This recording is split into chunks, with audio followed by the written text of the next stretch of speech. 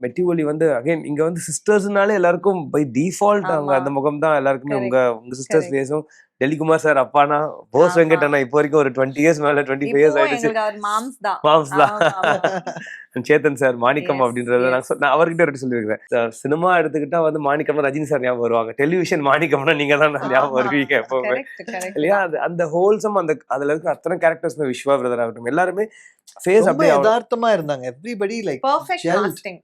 யா அந்த casting. 50% of their இது வந்து இந்த ஸ்கிரிப்ட். காஸ்டிங்ல வந்து பார்த்து அவர் கரெக்டான காஸ்டிங் பண்ணிட்டாரு. அதுலயே வந்து 50% அவருக்கு சக்சஸ் வந்துச்சு.